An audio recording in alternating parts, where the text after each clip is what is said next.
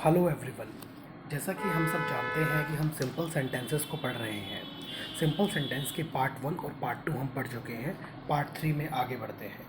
Part 1 और part 2 में हमने सीखा इज़ एम आर के बारे में, फिर उसके ऊपर सेंटेंसेस बनाए। आज हम देखेंगे सबसे पहले, जैसा कि लिखा हुआ है, यूज़ ऑफ वॉज वर।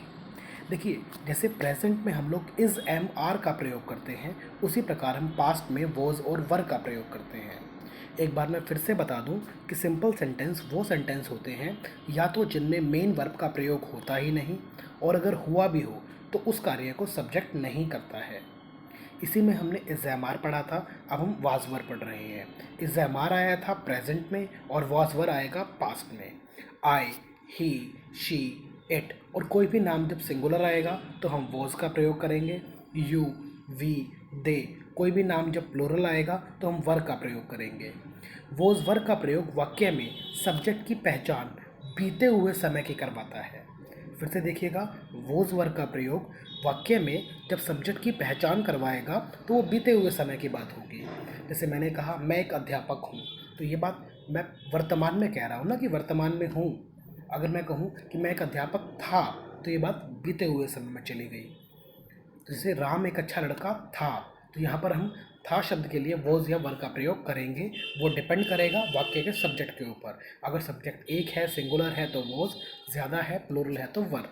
जैसे Ram was a good boy. अब इसका सकारात्मक वाक्य, अफर्मेटिव वाक्य, हाँ वाला वाक्य, इसके अंदर प्रयोग करते हैं सब्जेक्ट, उसके बाद वॉज या वर, वो डिपेंड करेगा सब्जेक्ट पर, और उसके बाद ऑब्जेक्ट। नेगेटिव में, जैसा कि मैंने पहले भी कहा था कि नॉट का स्थान तीसरा होता है। सबसे पहले सब्जेक्ट, उसके बाद वॉज वर, फिर नॉट और फिर ऑब्जेक्ट। जैसे कि एग्जाम्पल भी दिया गया है कि वह मंदिर में नहीं था, तो वह कौन? ही के साथ लग गया वॉज, नॉट का स्थान तीसरा, मंदिर में, ये हमने फ्रेज में पहले भी पढ़ा है, उसे आप वापस जाके फ्रेज के वीडियो में भी देख सकते हैं। इन टेम्पल, तो he was not in temple. जैसे ही वाक्य इंटेरोगेटिव बनेगा तो वॉज वर उठ के आगे, जैसे मैंने पहले भी कहा था कि आई वॉज बन जाएगा वॉज आई, यू वर बन जाएगा वर यू, ही वॉज बन जाएगा वॉज ही। तो यहाँ पर वॉज वर पहले आ जाएगा, फिर सब्जेक्ट और फिर ऑब्जेक्ट। क्या वह नेता था? तो was he a leader.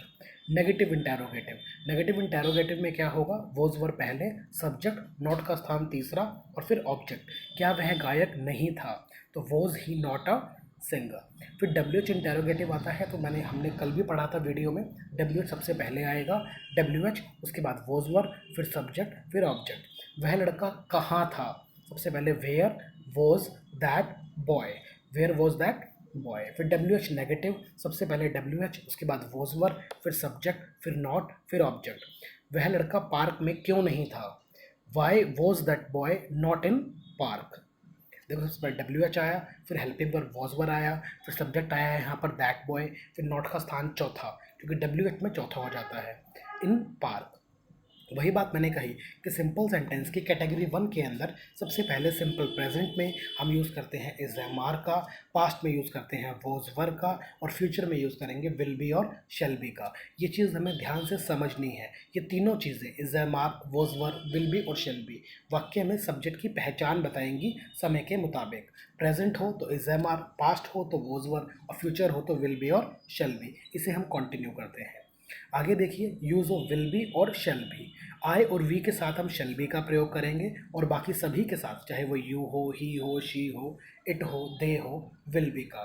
Will be और शेल बी का प्रयोग वाक्य में सब्जेक्ट की पहचान आने वाले समय के मुताबिक। इज़-एम-आर, जैसा कि मैंने पहले भी बताया, वो प्रेजेंट के बारे में, वॉज वर पास्ट के बारे में, और विल बी और शेल बी फ्यूचर के बारे में। एक एग्जाम्पल भी दिया गया है, राम एक अच्छा लड़का है, ये बात किसको बता रहा है? प्रेजेंट को। राम एक अच्छा लड़का था, ये बात किसको बता रहा है? पास्ट को।